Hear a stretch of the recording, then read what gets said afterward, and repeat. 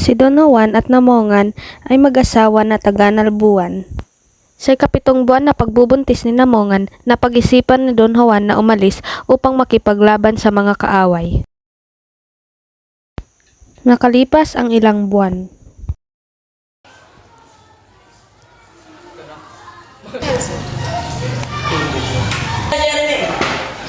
Ito na po ang anak mo.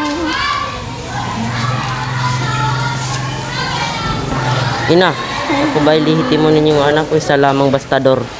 Ha? Huwag mong isipin yan, Lamang, dahil ikaw ang tunay namang anak ng tatay mo. Makalipas ang ilang buwan at wala pa rin si Don Juan. Bakit ang tagal niya bumalik? Ano nangyayari na kaya sa aking ama? Nang mabatid ang pagtungo ng ama sa bundok, naisip niya na tungkulin niya ang kapalaran ng kanyang ama. Ayun ang aking ama. Walang awang pinugutan ng ulo ang aking ama. Sino yun? Sino ka? Hahaha, ang lakas naman ng loob mo para pumunta dito. Hahaha, umuwi ka na. Nag-iisa ka lang. Laban sa aming tribo. Hinamon ni Lamang ang mga tribo ng mga Igorot, kaya tinanggap naman nila ang hamon ni Lamang.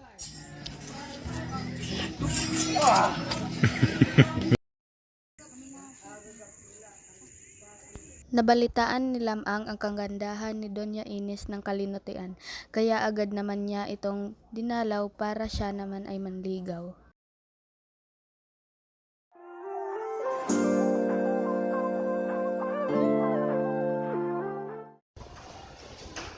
Ina, ako muna alis muna. Anak, mag-ingat ka. Dahil hindi daw bigay sa iyong pasya. Naglakbay muli si Lamang kasama ang kanyang tandang at aso. Ha ha ha, hindi kita papadaanin, papatayin kita at kakainin, at tamang-tama gutom na ako.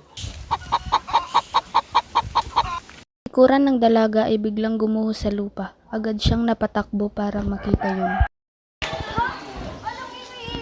Kasunod nun, pinaingay ni Lamang ang kanyang aso.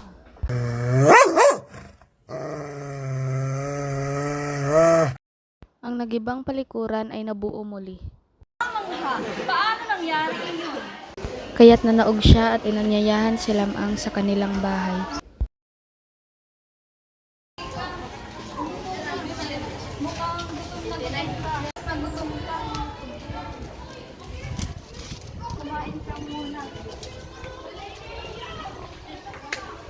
Pagkapananghalian, inusisa ni Lamang ang mga magulang ni Doña Ines sa kanyang sadya.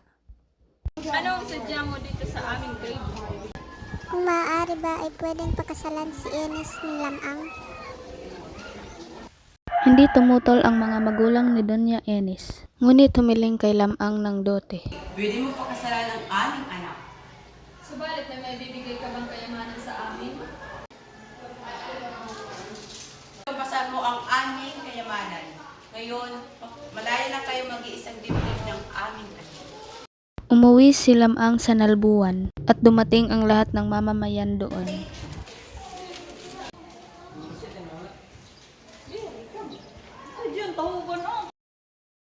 Abala ang lahat sa pagluluto ng iba't ibang mga putahe para sa kasal ni Lamang at ni Ines.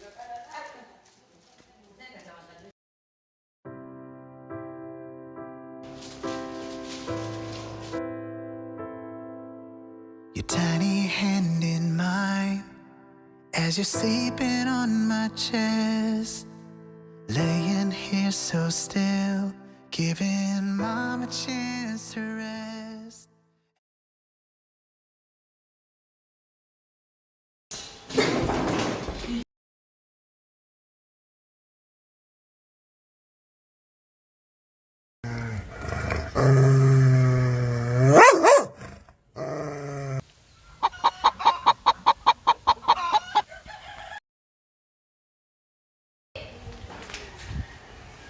Salamat po, Bathala.